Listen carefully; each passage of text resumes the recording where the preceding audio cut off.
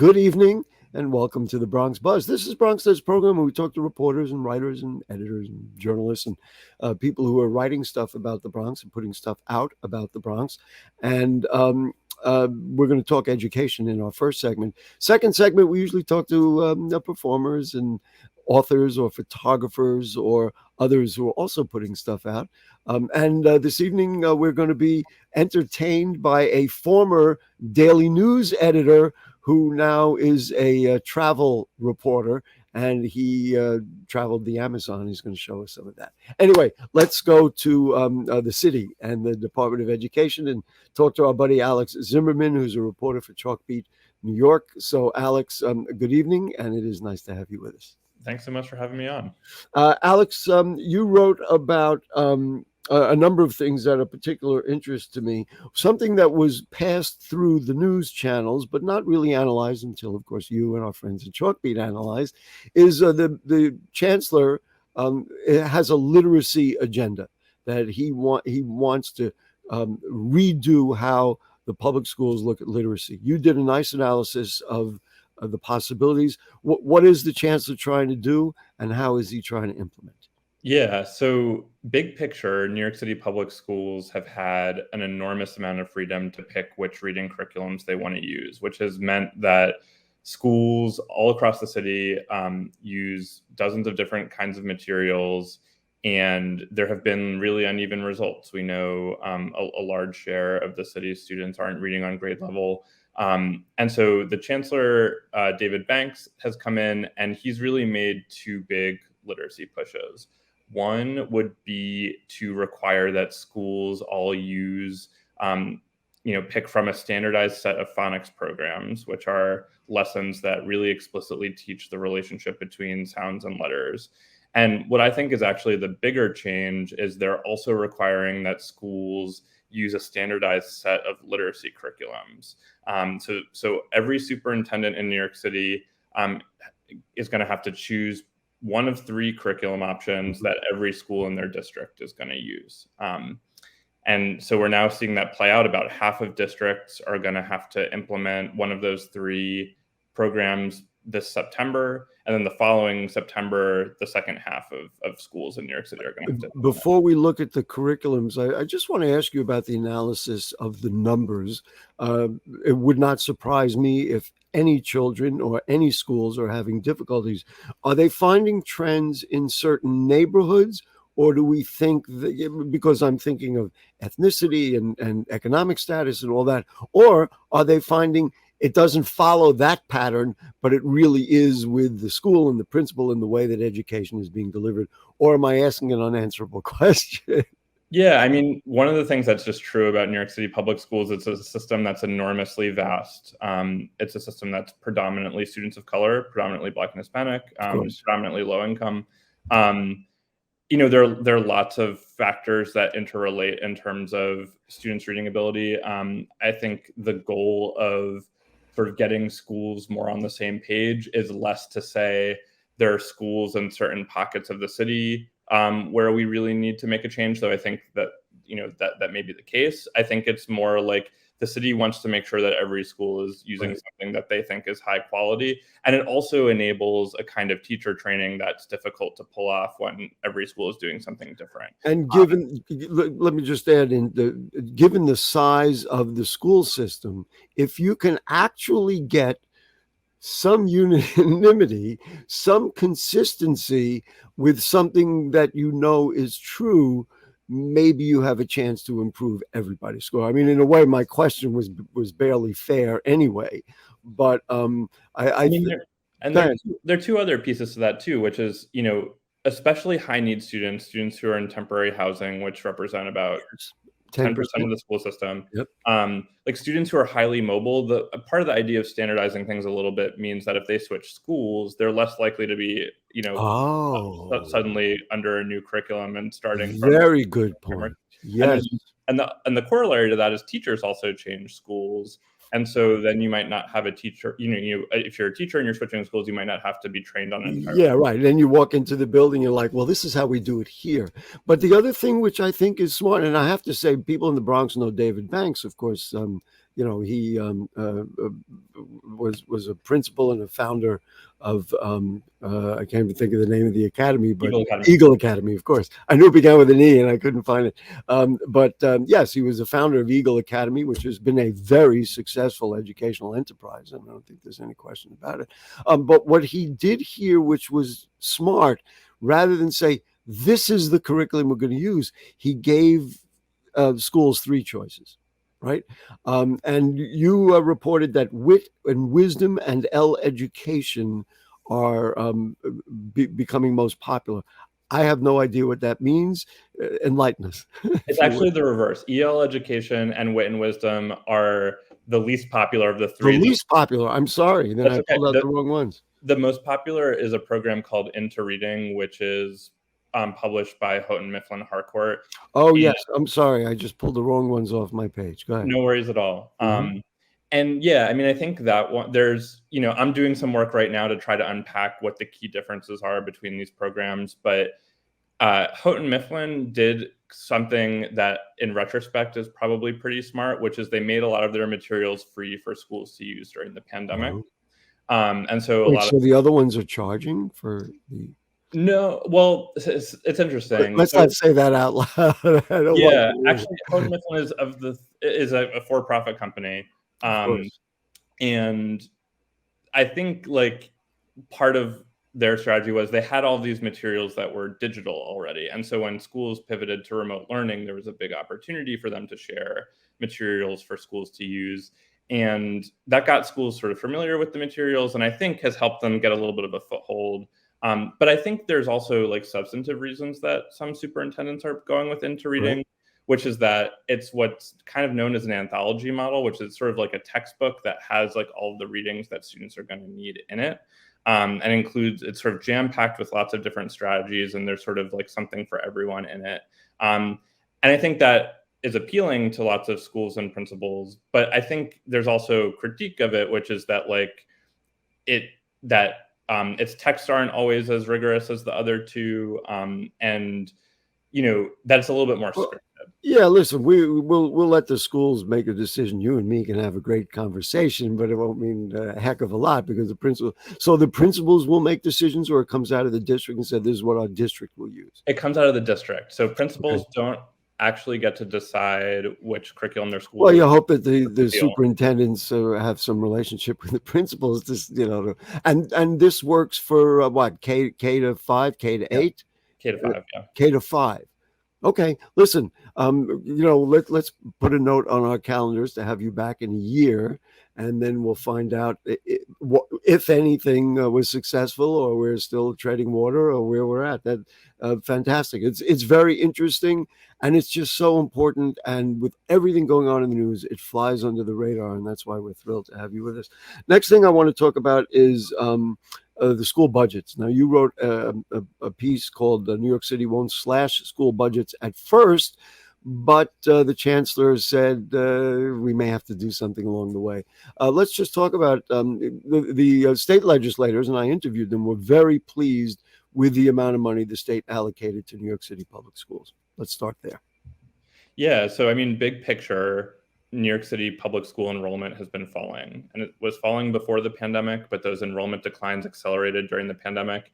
And that poses a real challenge for schools because funding is allocated on a per student basis in terms of school budgets. So if you have fewer students, you get fewer dollars. And so what the city has been doing during the pandemic is using federal relief dollars to keep school budgets steady. So in other words, if you lost students, you didn't necessarily lose funding. I see, but if you gain students, then you'd apply to the Fed. Well, no, if you gain students, then you would get more money just under the more money. It's part of a formula. Oh. Yeah. And so now what's happening is the federal money is running out, and the city has to make some difficult choices about, well, what do we do about all of these schools that have budgets that are higher than they would have been otherwise, but now have fewer students? And you can imagine real equity questions here, right? Like if you're funding a school that has 20% fewer students, like that is money that could be going to another school that's serving more Right, right. students. Which is a shame because I'm sure the principal is sitting there saying, "Goodness, I'd like them, I'd like to keep that funding because I can then do better." You Right. know, And it but comes after this period of historic disruption, right? Where schools yes, need to be doing everything they can to get students right. caught up. Which is part of the logic of using that money to keep school budget steady.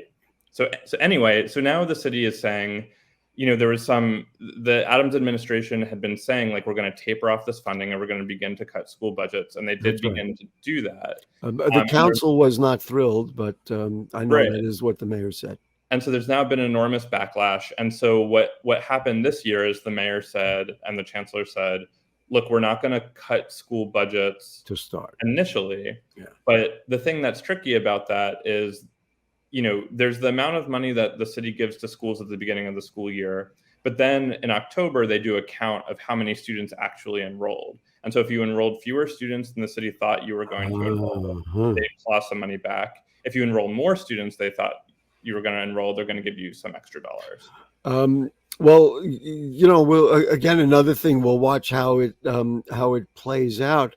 But it's a difficult and challenging proposition to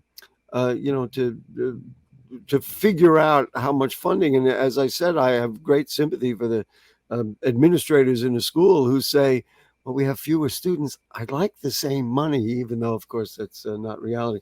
Last thing, just before we got about a minute and a half or so, I just wanted to mention special ed, which is always so misunderstood. And the kids, they have individual problems, and the school system can't really provide individual attention.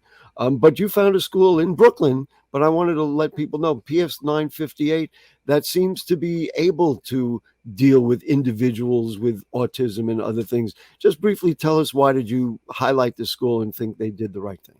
Yeah, I thought it was like an interesting model because in New York City, students with the most complicated disabilities often end up sent to separate schools in a separate sort of district that's called District 75. And what's interesting about this school in Brooklyn is they are enrolling students who would have normally been sent to like a separate school that only serves students with disabilities. And they're trying to find sort of like innovative ways of including them in academic programming alongside students who are typically developing. Right. And so one example of that is they sort of did this end of year project around like a mock school restaurant. And so they had students sort of go out in the community and sort of see what kinds of restaurants are most common. They've settled on a Mexican theme. They brought. Listen, Alex, we're almost out of time. Let me tell you, I love this so much because there are ways to reach children, and getting them out of those classrooms and into kind of non-traditional ways of learning about food and learning about numbers or whatever it is. That's the way to do it. So congratulations to PS 958 in Sunset Park. Let's hope we can bring some of that brilliance to the Bronx. And Alex, we need you. Thank you so much for covering our schools. And it's a guarantee we're going to invite you back as more develops, especially when we get back to next year to find out how the funding formula worked and how the literacy programs work. Yeah, well, thank you so much for having me and for spotlighting education issues. Oh, we got really important. Thank you. We're going to take a short break, and then we will do some very interesting and a whole different type of thing, photography. Don't go away.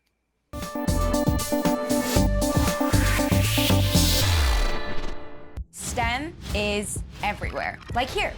Behind the scenes of The Walking Dead. When we break down clothes, we tumble it with trisodium phosphate, rock salt, and dish detergent. We stitched together images of our model and created a 3D set that can be walked through in a VR headset. We're able to turn 12 walkers into 1,000 walker boards. STEM can create new worlds on and off the screen. What will you make with STEM? Get inspired at SheCanSTEM.com.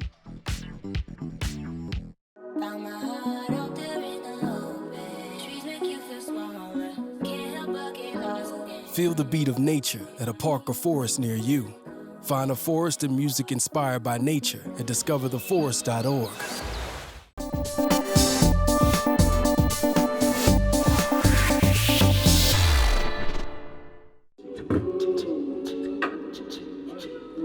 Man, it's lonely. Like, going through life lonely. There is the therapeutic aspect of music, just expressing how you feel. I'm going to talk to Howie about his feelings, make it into a song.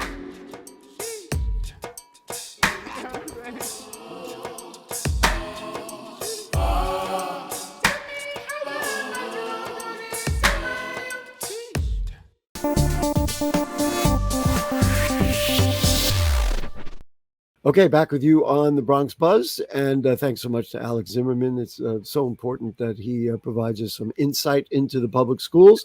Right now, we're going to go to one of my longest friends in the Bronx, Bob Capstatter. People know him as a former Daily News editor, a media consultant, political consultant.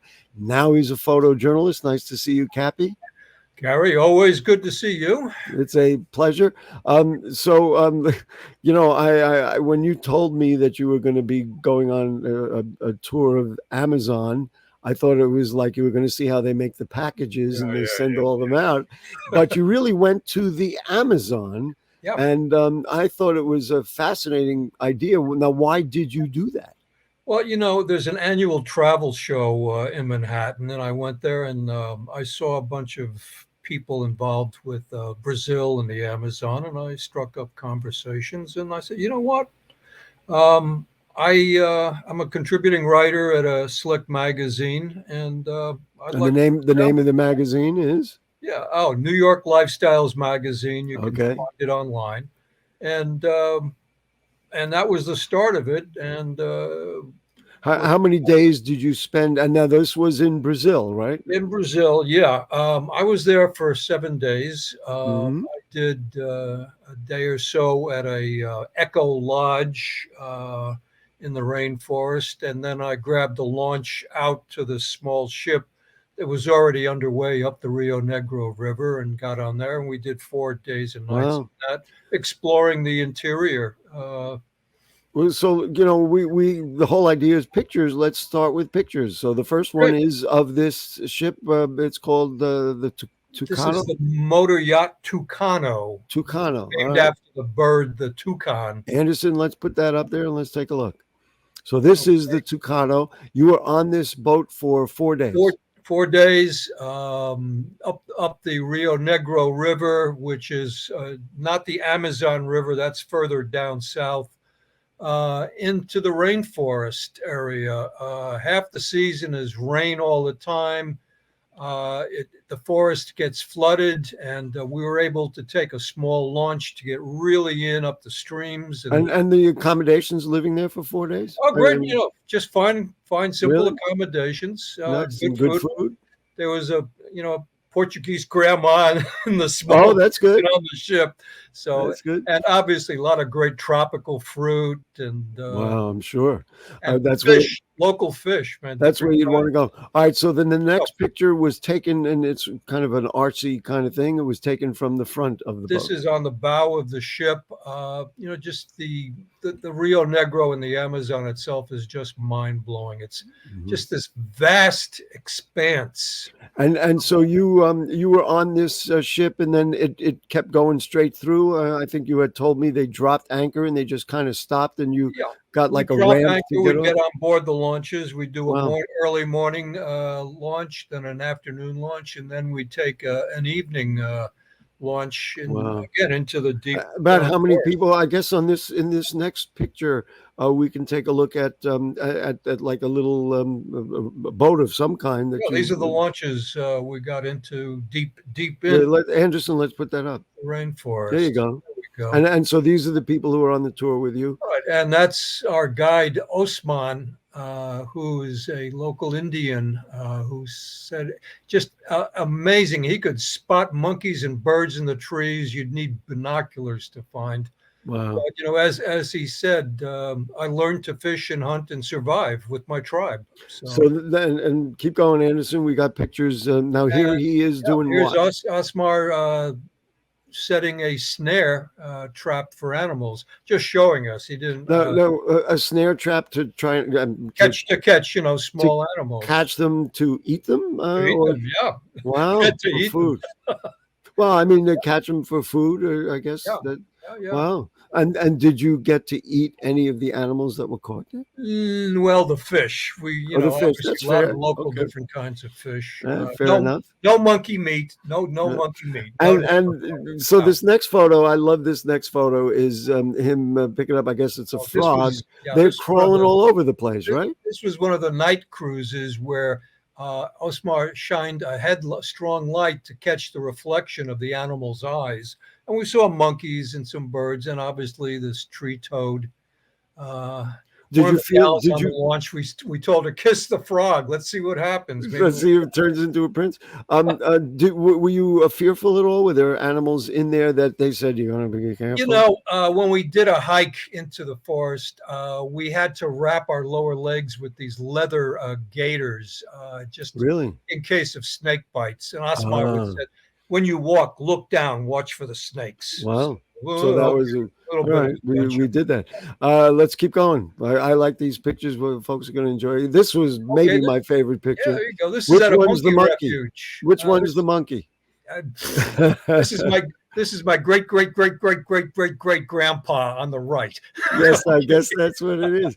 Other than just kind of playing with it, did you interact? Did you hold them? No, I was feeding them. Wow. These are animals that live in the refuge. They only feed them partially so that they'll forage for themselves, and they'll remain in the refuge. What an experience! I mean, this was why you went, right? To just kind of get out of the urban jungle and Listen, it'd been a while since I traveled. So, man, I got to get out of town, man. And where did you fly? Where did you fly? You flew into Brazil somewhere? I flew into this city in the middle of the Amazon. 2.3 million people. You'll see the photos coming up. All right, let's go. Keep them going. Keep them coming. Go. Now, who is this? This is my little Eloise. She is a caboclo, which is Portuguese for copper colored. These are mostly river residents who are a combination of Indian and European heritage that live along the rivers, and just a cute little kid. I had to take a portrait. And what was the context where you met her? Like, how did that happen? We had stopped at their place where I think her brother. That's a turtle protection place. They raise the baby turtles so they don't get eaten. They're a protected species. And then we did a swim. We did a swim in the river. You swam in the river. No piranhas nibbling. I was going to ask again. I'm just a although we squeamish. did go piranha fishing. Really? Did you get any? I didn't catch any. Couple of other people in the boat caught a couple. So. I guess aren't they fortunate? All right, keep going. Let's see more pictures. All right. There's more to see. Okay, this is in the city of Manaus, and there was a great rubber boom at the turn of in the late 1800s, and the rubber barons built this opera house in the middle of the Amazon. Look how gorgeous. Importing all the material from Europe and bringing opera singer Caruso and other opera singers into the middle of the jungle to perform. There's a movie called Fritz Caraldo, which is all about it. If you ever and I guess you found a married couple there. There I was looking for photos of the opera house, and there's this. There you go. That works perfect. Wedding photos. How could you not take photos? You did, and well, that's what you were there for. It was a gift. It was a photo gift. Let's see the next. All right. I happen to love this as a photograph. I think it's I love this one too. I stood there and waited for 20 minutes, just waiting for someone good to fill that frame. And along comes this woman with this color umbrella. I mean, I couldn't be happier with an opportunity. And where this is homes? People live there. I mean, what street is that? You know what? I'm not sure. Some of it's mixed homes, and there were some restaurants along there. This is off of a plaza near the Opera House. We saw that camera around your neck. You didn't do it with you were really a photojournalist. No, this was camera. You did it for real. Although I do a lot of shots with my cell phone. I've got a very good quality cell phone that makes amazing photos. So. All right, let's see what the next one is. Moving on. Mm-hmm. This is on the waterfront in Manaus. There's blocks of these piers with all these old wooden ships that ply the Amazon and the Rio Negro up and down, bringing goods and produce. Passengers sleep on hammocks hung in the boats. Well, are they using this to feed local feed, to or get are back they and doing forth. it to These sell? small little places along the rivers. And do they sell them? Like export them, or is it really Well, they're it's just all feeding local. themselves? It's all local. It's all local along the Amazon area. And Along I'm the going to rivers. assume that the food is as fresh as can be. Well, yeah, that's, of course, very green bananas. Very green bananas. All right, keep it going. All We're gonna right, get what to do we all got of them. Where coming we up at? next here? Come Let's on, see. click. Oh, here we go. Everything goes on these boats. I love this shot. I just saw this guy walking, and I chased after him. And so he presumably to be installed on a boat. Just somewhere in a house or a shack or somewhere. Indoor plumbing finally coming to the Amazon somewhere. Well, I mean, there are about 1,000 jokes you could make with that. There you go. Toilet head. I mean, And you could can go make them. I'm not going to say. Oh, okay. Okay. All right. Well, I'm the host of the show. So, all right. Well, there you All go. right. But that is One more. a I think funny we got picture. One more coming up. Yeah, we got more. Here we go. This is the last shot. Just a wonderful sunset. Again, along the Rio Negro, the vast Amazon. It just fills your heart to be there, and it becomes a part of your DNA when you come to places like this. That's one of the things I love traveling so much. It just expands who you are. Let me ask you this: as somebody who, frankly, lives in Brooklyn and has been in the Bronx, of course, all this time, and is a New Yorker. My borough. When you go on a trip like that and you're out there and it's beautiful, do you actually notice a change in the air quality? Yes. Like you can breathe easier, or it feels fresher? Well, I mean, in some places like India, a little more difficult to breathe in the cities. But what I notice is I've got this olfactory gift. I can remember the smell of a place. Really? I don't know why. Well, now, so don't ask me to describe them, but I can remember the smell. Did the river smell like a dirty river? No, the Rio Negro has a lot of soil in it, and it's like a tea because of the hot weather. It's like a tea from all the soil. Wow. It's a dark river, and when you get down to Manaus, for about 3 or 4 miles, it flows next to the Amazon River side by side. Wow. They don't separate for about 3 miles. Listen, It's a Cappy, wonderful sight to see. if you need a recommendation to go again somewhere so you can show us some stuff about the world, we would love it. Okay, so I'll say, hey, send Cappy, because we get the photos to show on. And I'll send a postcard, having an adventure time. There you go. You also told me that you have photos of Bronx history and Bronx political history. I'm going to hold you to that. I'm going to put those together for you. All right, that'll be nice. Listen, our buddy Bob Capstad, a longtime personal friend and a professional friend and a friend of the borough of the Bronx. He's done so much work here for us. Thank you so much for this time this evening. Thank you, Gary. All right. Good to be here. That will do it for us on the Bronx Buzz. We thank Alex and we thank Bob Capstadter, and we thank you. And you know what will happen? I say it all the time. We'll see you next week. Good night.